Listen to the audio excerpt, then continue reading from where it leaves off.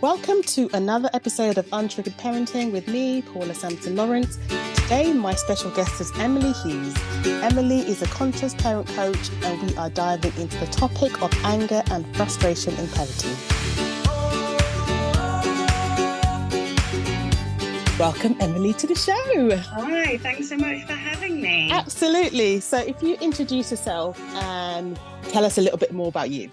Yeah. So as you mentioned, I'm a conscious parenting coach, and really my journey to becoming a conscious parenting coach was because of the things that we're going to be talking about today.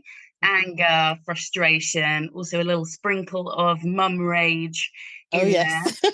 And as well as being a coach, I'm also trained in breathwork and somatic therapy, because I really think in order to tackle these big issues of anger and frustration that so many parents face and are so common, I think, and I really believe, it requires a brain-body approach, because as I'm sure everyone is aware, when we're feeling angry and frustrated, it's not just in our head, it's a full body experience. So I kind of weave in bits of my somatic body focused work in with the coaching to really help nurture the whole of the parents that I work with. That sounds amazing, because I think anger and frustration, it's such a big thing in parenting, and it's something that people are kind of afraid to talk about, especially mums who carry a lot of the emotional weight and burden of the house. And so it feels a little bit that you are unable to sort of handle yourself because you get so mad or so angry, and you end up sort of feeling a lot of shame around it. But if we just go right back to the beginning of this, what would you say is sort of the main triggers of anger and frustration in when you were every day in the trenches parenting day by day? And I think it starts really early on for some people. And in my personal experience, it started very early on when my first child was a baby. And, people talk about, quite rightly, postnatal anxiety and postnatal depression, but there is also postnatal rage, which is a thing that's getting a little bit more media coverage.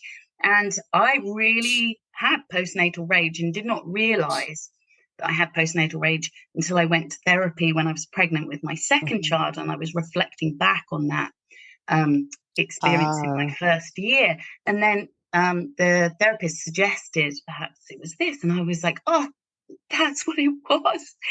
And I think you really, by mentioning shame, I think that's a really core part of where this is rooted in. I just want to define shame. So this is Brené Brown's definition. So shame is the feeling that we are fundamentally flawed and therefore unworthy of love and belonging. And I think this can come up so much because, none of us have ever been a parent before. We're doing it for the first time when we have our first child. And a lot of us don't have that kind of intergenerational, tight-knit community support. So we're doing it alone. And so there's that, quite naturally, there can be this thing that comes up as in, like, am I doing this right? Am I failing? Because we just don't have that wisdom, like the sort of wise elder is missing. And we really deeply need that wise elder to kind of swoop us up and tell us you belong and you're doing okay. So I think that's part of it. And I think another part of it is about control. Yes. I'm so glad you said that. Because the thing is, we can go our whole lives up until parenting, well, our whole adult lives, feeling like we are in control of our lives. And then children come along and suddenly we feel like we're not in control anymore, because we're not. It's a messy experience because we're not. Exactly. We're not. Human beings, it's a wild ride. It's a messy experience being a human. We're emotional beings. And there can be this thing that really comes up, which is a bit like this. This is out of control. I am not inherently safe because this feels out of control. And then I think anger and frustration often come up as protective behaviours because we feel out of control. And I think that's such a much more generous way of looking at anger, rage, and frustration, that they come up really to protect us because we might not be feeling inherently safe in our parenting journey. So I always say, the answer is not, the question is not, how do I stop shouting in my parenting, right? The question, if we shift it to, how can I feel safer in my parenting? And then naturally we shout less if we're feeling safer. Yes. I think that's kind of what it boils down to, is that inner safety. Do I feel safe? It is. And I can just kind of see that whole circle of it. If you feel safe, your child will feel safe. And you might find a lot of the behaviours get shifted just because of that safety. Because even a small, tiny baby picks up on your anxiety, picks up on your fear, picks up on all that. And they don't know how to process that. They don't have the language for it. So they might cry a lot more. And then, which then increases your frustration. So you're like, why are you crying? I fed you, I've bathed you, I've done all that. And now, but it's still not sort of solve the problem. And then again, is that control of, why can't I figure this out? Why can't I make this work? And I just wanted to go back quickly to what you said about we need that nurturing. And I think mothers need mothering when they're being mothers. Does that make sense? We need that kind of nurture and someone to sort of walk that path with us. And it's strange because, especially somebody who hasn't been mothered as a young child, to then become a mother and not have that, you've not been poured into to be able to be poured out of, so that there's that weird resistance because you don't quite know what to do. So you said so many interesting things that have got me my brain sort of ticking. I wanted to just quickly talk about, because anger gets a bad rap, really, and there's healthy and unhealthy anger. So how are we differentiating it and not be scared of just anger in general? Yeah, and I think one of the core things here is if we are believing that a good parent, and I'm doing some inverted commas there, a good parent is always calm, I don't think that is realistic, because we are humans, we are emotional beings, and if a parent was always being calm, I think that probably means that they would always be repressing, and that's not good. So when we shift the goal to not how do I be calm all the time, but how do I not get stuck in anger? How can I really love the word nimble. How can I have a nimble nervous system? How can I have a nimble relationship with my emotions so that I can go into anger and frustration and not get stuck there? Because that's the thing, like, I still get angry and frustrated. Like, I still do. But the difference between where I am now and where I was before is I do not get stuck there. And one of the things I want to touch on, which just I loved in what you were saying about, like, if you didn't have that nurturing and nourishing, which so many of us did not have, one of the things that I think we can bring in to help us when we are in fight or flight in our nervous systems is we can bring in the voice of benevolent leadership. So this is a tool I work with my clients on, and it's about practicing. And it's a little bit like this: when we're in that heated, when our body is on fire with anger and frustration, it's a little bit like this. Like, if we had a soothing, benevolent, kind, wise leader, what would they say to you right now?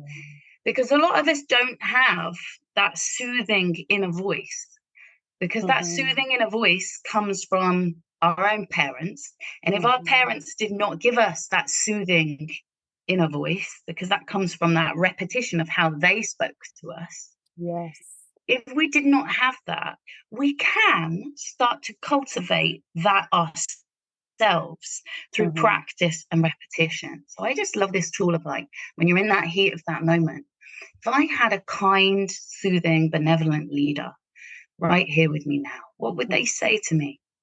And just start practicing that every day, Mm-hmm. multiple times per day. And that's giving you that support, because that's what Yeah. we really need. So we Yeah. don't feel so alone in our anger and frustration. And it's funny because we will tell our children that. I tell my Uh-huh. my Yeah. my kids that all the time. Well, speak to yourself like you're your own best friend. We hear that saying, don't we? But Mm-hmm. yet sometimes we feel like we have to be critical of Mm-hmm. ourselves because we maybe expect perfection or Yeah. something, And like you said, if you've not had that nurturing voice, you're gonna have to give it to yourself.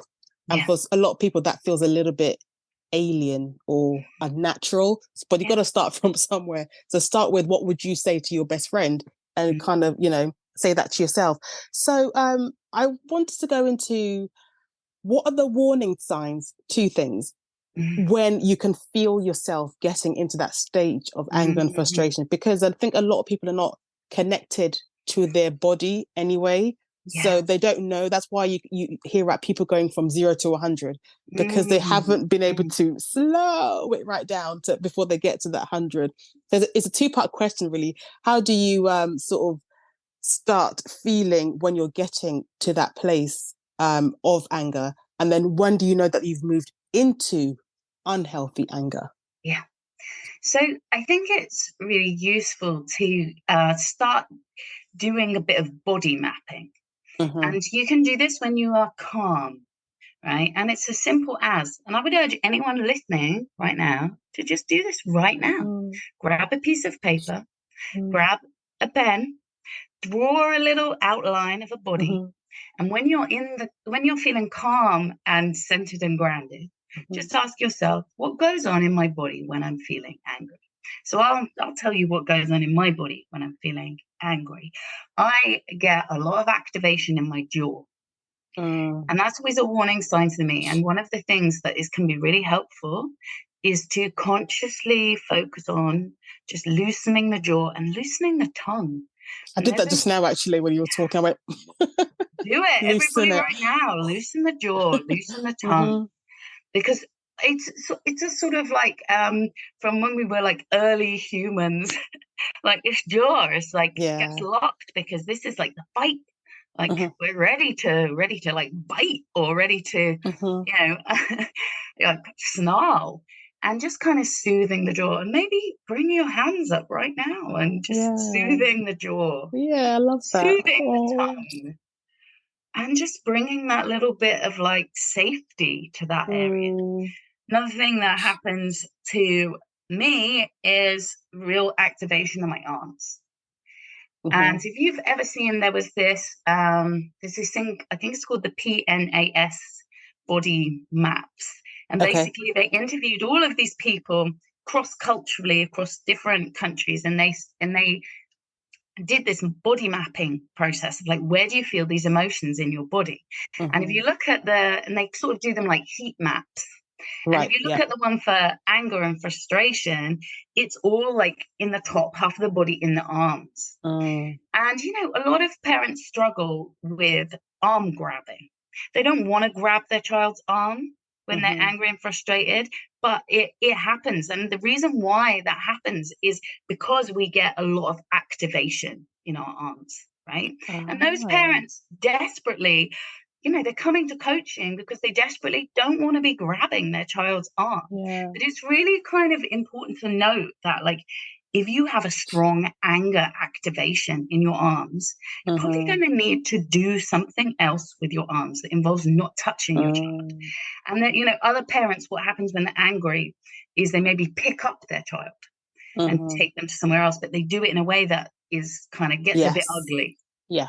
Yeah. So what I would suggest is bringing some soothing into the arms. And it might be that it's like rubbing your arms. It Mm-hmm. might be that you need to kind of push against your arms to get that kind of like activation in your arms under control. So like putting your palms together and just Mm-hmm. pushing.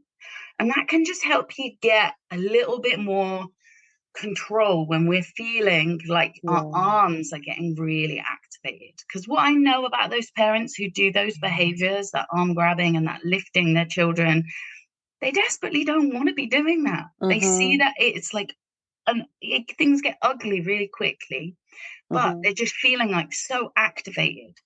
Just being aware, like, what's going on in my arms? Do I need to give like some soothing to that Mm-hmm. area? Do I need to take a bit of like control back Yeah. into that area?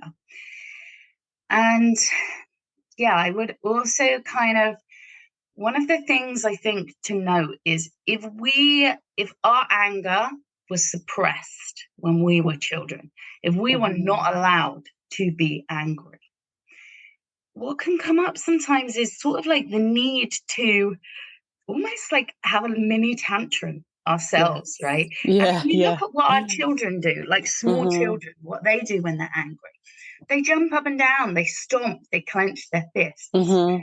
And sometimes it might be that like we need to, in a safe way that's not going to scare our children, Mm-hmm. sort of like give ourselves a little bit of like activation, like do some of that kind of Yes. like, but one of the things you can do to make it not scary for your children is just Yeah. say, I'm doing a little angry dance and Yeah. I need to shake.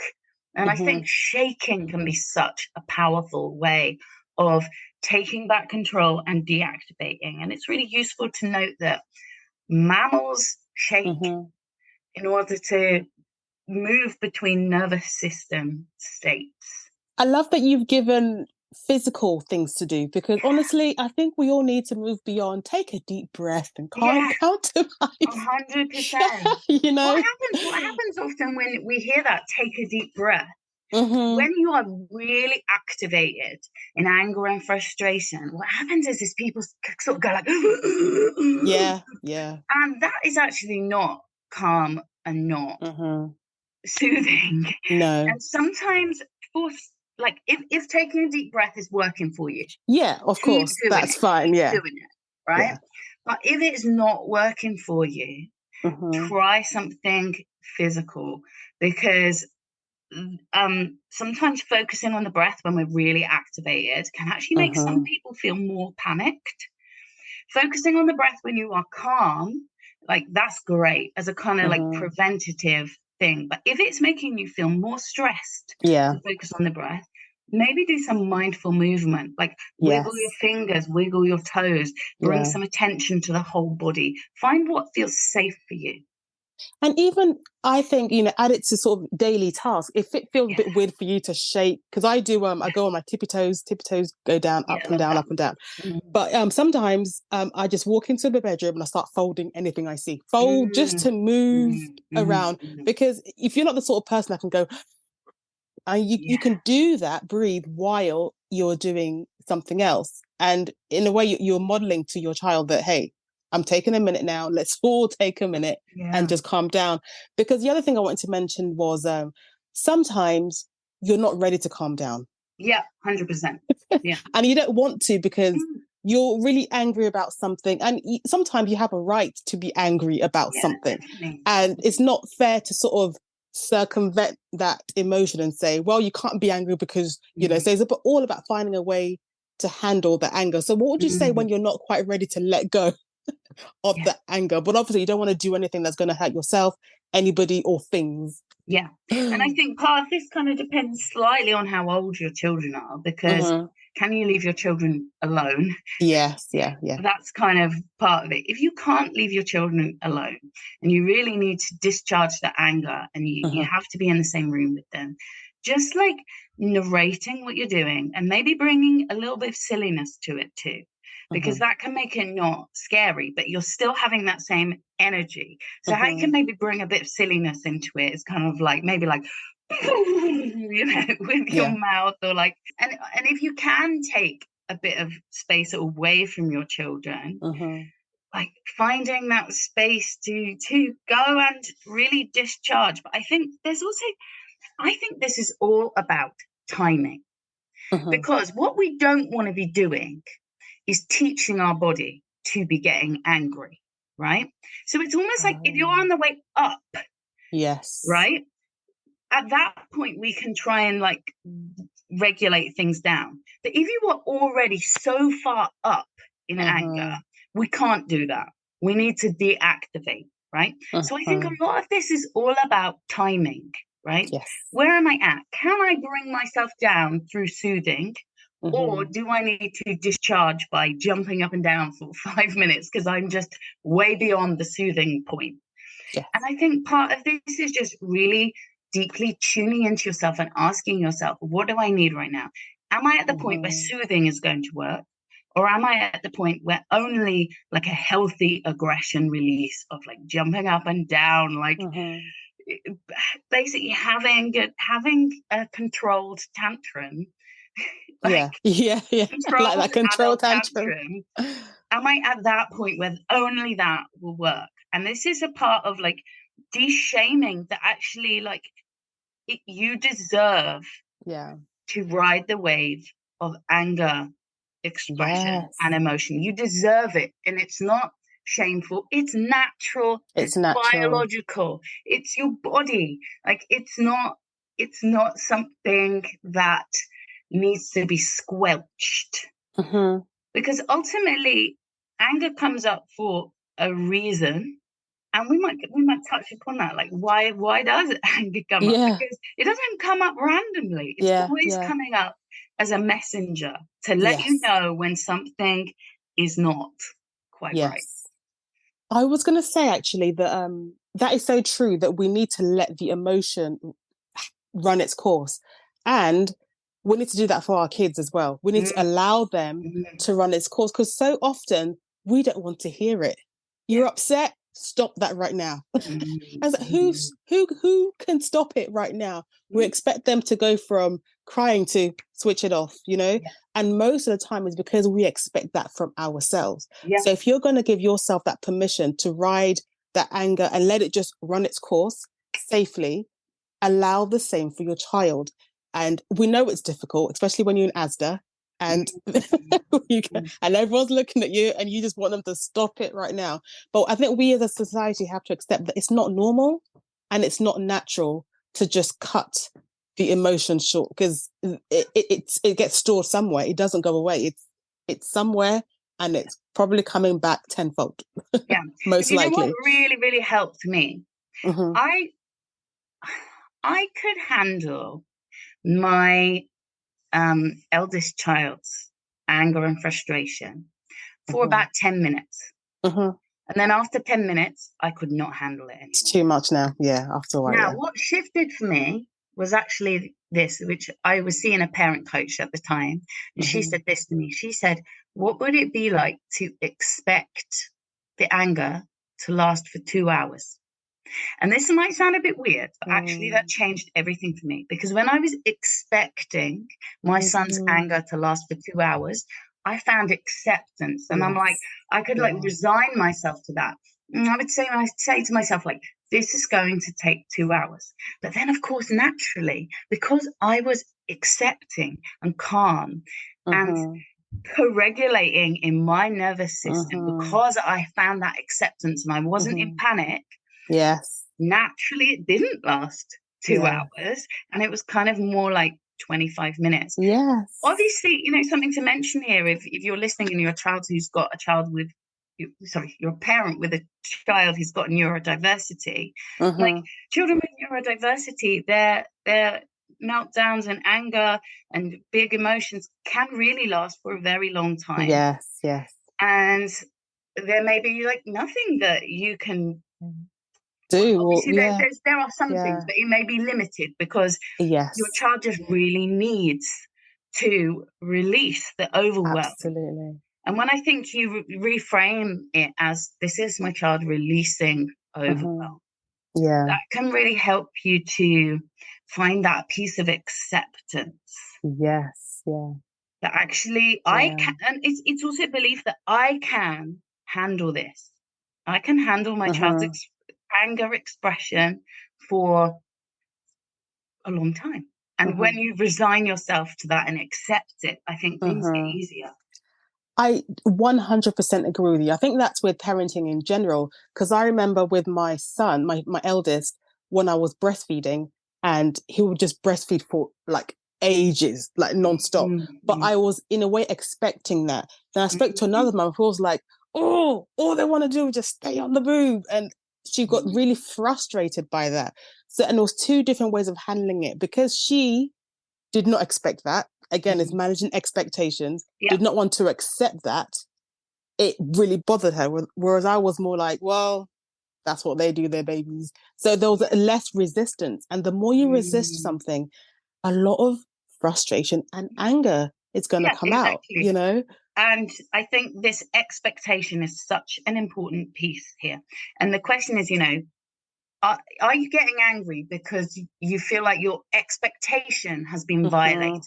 And then the question might be, well, was your expectation realistic for your child's age and stage? And when I say stage there, I'm kind of with that neurodiversity piece, that obviously that stage might not correlate to the age exactly. So, or maybe like for who your child is, or for where your child's sensitivity dials are at. And sometimes people have a tricky time with this because they're like, well, I want to have high expectations of my child, and high expectations are great, but it's like realistic expectations too. And that question of like, are my expectations of my child realistic? And I think we are given a great disservice in our culture, that we are given no education as parents on normal child development. So oftentimes what children are doing is normal for their age and stage, but we may be conditioned to believe that it's not normal.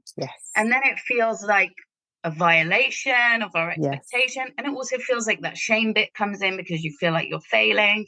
When actually the truth may be, this is completely normal. And one of the questions I ask my clients when I'm working with them is, who are you comparing this to? Because sometimes we're comparing our child's behavior to some imaginary child. Totally. Absolutely. And sometimes we're comparing our family life to some imaginary family that does not exist.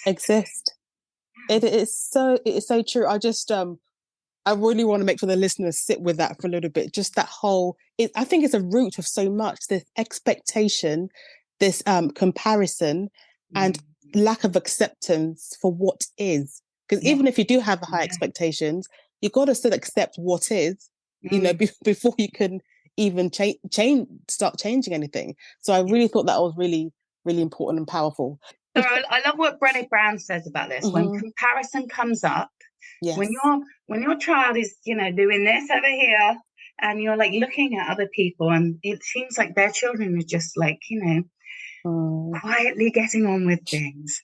Like, one of the things that she says that you can do is just wish those people a good day. Good day to you. I wish you well. And actually, then it's almost like you're putting in a little bit of a boundary there. As in, like, you're over there. Go, you do your peace. Go in peace. Yes. I'm over here doing my thing. And that is okay. And and one of the best things you can do for yourself and your child is to have that acceptance of who they are, because when they feel like you're constantly trying to change them, that's going to bring up anger and frustration in them. And also in you, because if you're kind of unable to accept them for who they truly are, and you're always kind of wanting them to change a bit in some way, then you can never just be peaceful and settled. And I think part of this is like deconditioning ourselves from narcissistic parenting, because I think conscious parenting is the opposite of narcissistic parenting. And narcissistic parenting is parenting more for how things look than this sort of true soulful connection between who you are and, in all your authenticity, and who your child is in all of their authenticity. Yes, absolutely. And also not expecting, again, back to expectations, your child to be able to do something that you have not been able to do yourself, or 100%. Don't expect yourself to do. What I wanted to talk about quickly was undealt with, repressed anger, and it's simmering underneath. You can just kind of feel it. Can you talk a little bit about what that does to the family dynamic when there's lots of sort of simmering anger that's not being dealt with in a healthy manner?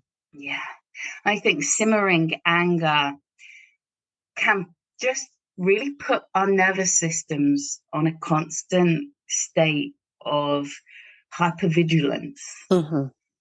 And so I think if we grew up in a household where there was a lot of like simmering anger, we might need to, there's a, I think it is, there's a book called Healing Rage, and she talks a lot about, can't remember who the author is, but she talks a lot about reconnecting with your inner rage child.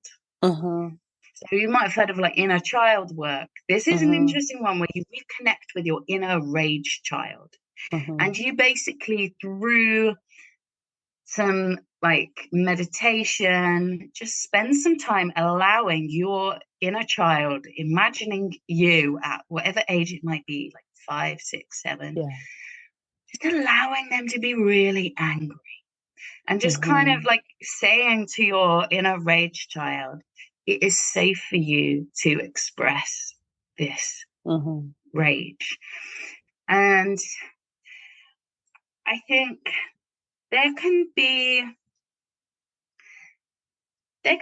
a lot, like there can be a real gift to yourself when you because some people are like, for me, I've always been quite connected to my anger, but for some Mm-hmm. people they're very disconnected from their anger because they've spent so much Yeah. of their lives sort of Yeah. repressing it, and this is not acceptable. Mm-hmm. I'll tell you what I absolutely love is dance, Oh, yes. Yes. because dance can be a really healthy way Mm-hmm. of reconnecting with your anger in a Mm-hmm. way that is safe. So Yeah. I do a lot of like ecstatic dance where you like, it's basically kind of like a sober rave with intention. And so you basically go to like a big hall and Yeah. you just dance for like 3 hours. Yeah. Everyone's sober and you like set an intention for your dance. That is too much for you. Like I've got on my YouTube, I've made a playlist of some dance meditations that other people have made, and they're just like 15 minutes, like Mm-hmm. connecting with. So that might be a bit out there, but I think it's a fun and playful way of connecting Yeah. with anger. If you are unable to to healthily express anger, it's been so Mm-hmm. repressed in you, try dance.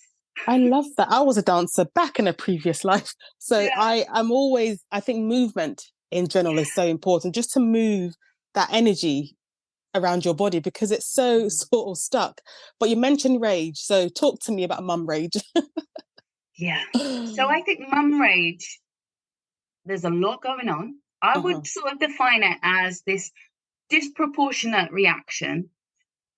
Disproportionate because often what our child is doing is normal behavior, but it Uh-huh. feels like a fire has gone off in our body. And often it comes down to these two things: overwhelm in the mind and the brain, because Mm-hmm. of like the mental load and all of the stuff that you have to think Yeah. about. So we've got like the mind is overwhelmed, and then we've got the body is overstimulated, and Uh, sensory overstimulation, right? yes. So we've got overwhelm, overstimulation, and then it happens so quickly that it's just Yeah. full rage. So the questions then might not be how do we stop the rage? The Mm-hmm. questions might be like how do we preventatively soothe Mm-hmm. the overwhelm and soothe the overstimulation? Mm-hmm. Some of that might be, really practical stuff that we can do, Mm-hmm. but some of it might be more like sort of like tending and nourishing yourself. Because if you're living in survival mode, Yeah. then those overwhelm and overstimulation are going to feel very intense for you. So I think some of it's about really tending to the root. Mm-hmm. And where can I bring myself soothing, grounding, Yeah. resourcing, nourishment, so that I am not getting so overwhelmed and so overstimulated. So I think it's not a quick fix. I think it's a long journey of Mm-hmm. knowing that we are worthy of being soothed. Yes. Knowing that we are Yeah. worthy of being nourished and Mm-hmm. nurtured. Mm-hmm. What do you think about, because these are the two big things for me to prevent mum rage, is self-awareness and Mhm. self-care, Yeah, making sure that I'm looking after myself yeah. and making sure I'm being honest with myself about Mhm. what I'm doing, why I'm doing it, and do I need to be doing it? Yeah. Because often you get pulled Boundaries, along. basically. Yeah. Exactly. Yeah. But if you're not self-aware, if you don't know who you are, what you like to do, what you can't handle, you're going to get sort of pulled along and wonder why you're so angry. But Yeah. have you taken the time to stop to say these are my boundaries? Do you even know what they are? Do you know Yeah. what you need? Do you know? And believing that you are worthy of having boundaries. Yes. And just to like define a boundary, because obviously people talk about like boundaries in the way that we like rules around the house, perhaps like the way you interact with your children. But what are your Mm-hmm. personal boundaries? And just to like Yes. define that, I like explaining it like, what are you willing to do and what are you willing not to do? Mm-hmm. But some of that, what are you willing to do, might be like, you might feel like, God, I really don't want to put my child to bed, right? Mm-hmm. I don't want to do that. But that serves your long term goals. So therefore, you're willing to do it. So it's kind of like, Yes. what am I willing to do because it serves my goals? Short term, long term. What Mm-hmm. am I willing to do because it serves my nervous system? Am I Yeah. willing to do things that completely deplete and fry my nervous system? This has been a big one for me. Like Yeah. saying no to stuff because it overwhelms you and overstimulates you. And are you willing to go there anymore? I mean, I feel there's a tinge of guilt here, but someone asked me to do something for my school PTFA last week, and it was going to be like a really kind of involved thing. And I was kind of umming and ahhing about it. And actually, I was Yeah. like, I'm really not willing to do that right now. There's stuff that I am willing to do for the PTFA. Yeah. Yeah. I'll design the PTFA a poster. That's my thing. Yeah. Yeah. That's your thing. Anytime you need a poster made, I will make your poster. Yes. I am Yeah. willing to do that. But am I willing to help plan events? No, because I know that that fries my nervous system. Yes. Yes. In the past, I knew it fried my nervous system and I would have done it anyway. You did it anyway. Yeah. And That's now it's right. like, I'm not willing to do that because I Yeah. see I get frazzled. I see I get fried. I see then I Yes. start getting into like anger, rage, frustration. Yeah. Yeah.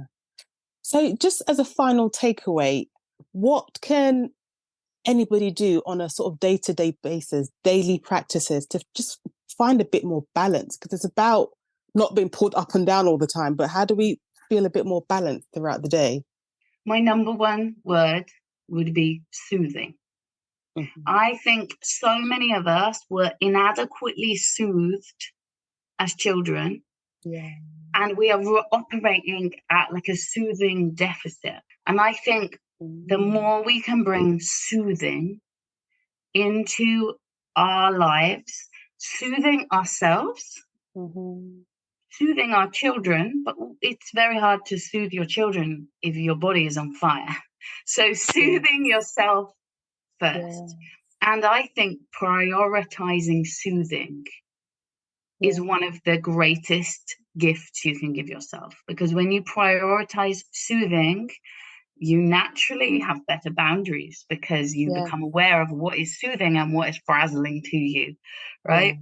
If you and soothing is like, I deserve to be soothed. Mm-hmm. Soothing's Mm-hmm. just like soothing your mind with maybe that voice of like that kind, Mm-hmm. benevolent leader, soothing your body with some of those exercises and being kind and gentle with your body. Yeah. Just a whole load of soothing. That's what I Yes. would, and that Yeah. would be kind of like my like gift. If I could give this Mm-hmm. gift, it would be like that you are like worthy of being soothed. Yeah. Oh, I love that. That's beautiful. Thank you. Um, yeah, so how can our listeners find out more about you online and connect with you?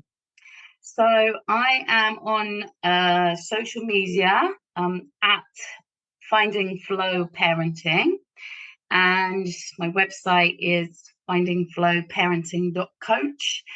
And I also run, if you're in London, I run some mother circles and parent circles. So I run a parent circle in Leytonstone called Nourish the Parent. And I run one called, for mothers, called Mothers Rising in Gospel Oak. And yeah, I do one-to-one coaching. I work with co-parents, with people from all over the world on Zoom, and I also do group coaching. And are your mother circles for mum and babies, or is it just yeah, the one in Leytonstone, Nourish the Parent, that is to come along with babies to school age, but also people can come without their children as well. Yeah. And that mums and dads can come to that.